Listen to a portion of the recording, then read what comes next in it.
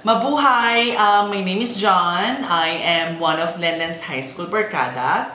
To start off, I would like to go ahead and say hello sa mga high school classmates ko dyan.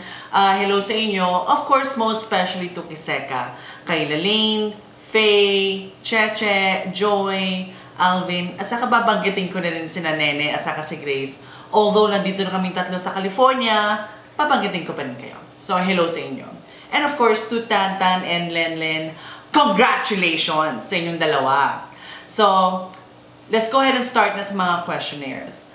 Ang version ng love story nyo, what's my version?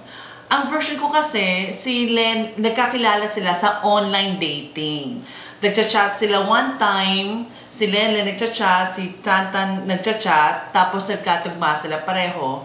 After couple of months na magka-chat na hindi pa nila kilala ang isa't isa, they decided to go ahead and rent out a motel. Tapos, it's your show, it's our time, it's showtime. So, yun lang ang aking version ng kanilang love story. Ngayon, next question is most memorable experience kay Tantan. Tantan and Lenlen. Well, si Tantan muna. So, si Tantan, ang most memorable experience ko kay Tantan, well, skip na muna natin si Tantan. Si Lenlen muna. Si Lenlen kasi, you know what, forget it. Unahin ko muna si Tantan. Si Tantan kasi, nung high school, hindi kasi kami magka-close nung high school. Nagkausap lang kami dyan or naramdaman ko ang kanyang presence nung 4th year na. Isa siyang taong napakatahimik, tapos ano pala siya, officer pala siya ng CAT.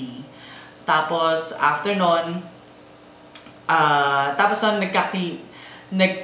nagkita ulit kami nung college na, nasa engineering building siya. So, we're both taking engineering classes talaga. So, doon ko naramdaman si Tantan. Tapos, syempre, ang naano ko lang sa kanya, nung retreat, he treated me respectfully naman nung high school. Nung high school. Nung retreat, hindi niya ako iniwan dun sa retreat namin. Sa boarding house. Kasi, syempre, kung si Tantan ay isang loko-lokong person, iiwanan niya ako mag-isa doon natutulog, na late na ako, siguro minuto na ako doon and everything. Sila na naman, of course, barkado ko siya. Marami kami mga experiences sa isa't isa. To start off, nung bago ako sa CDSL sa San Lorenzo, magka-school bus kami niyan. Magka-school bus kami niyan. Tapos, she and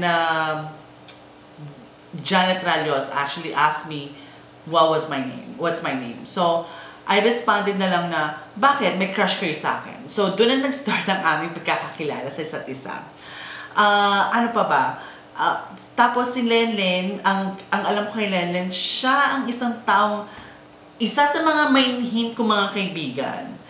Si Lenlen. At isa pa, siya ang isang taong mahilig sa Coke, sa soft drinks. So, ayan, soft drinks. So, mahilig siya sa Coke, sa soda. So, yun isang tao. At, hindi lang yon.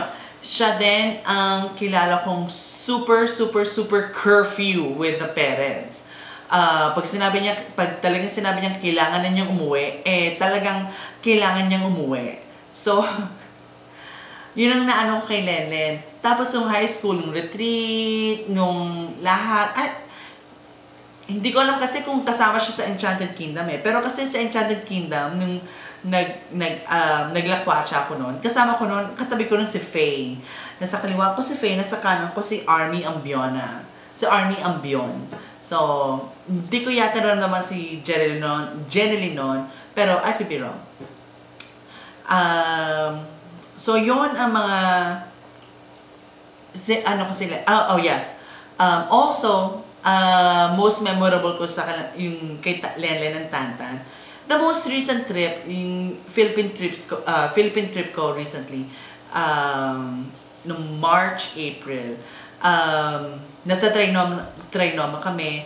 I believe si Tantan is super pagod na yata. Tapos, hinatid pa niya ako tinitirahan ko sa Serendra.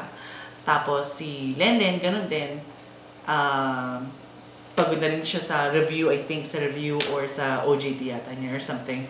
Tapos, minute pa niya ako nung nandun ako. So, I felt really, really, really special. Of course, not only you guys. Syempre na, with the presence of Kiseka, I felt so special talaga nung that day. So, anyhow, ang message ko lang sa inyo, just be strong. Communication is the key for the success of your marriage. So, communicate lang with each other. Tapos, Tantan, kung nandito lang ako. So, nandito lang ako. Lenlen, I'm always, as you may know, I'm always here for you.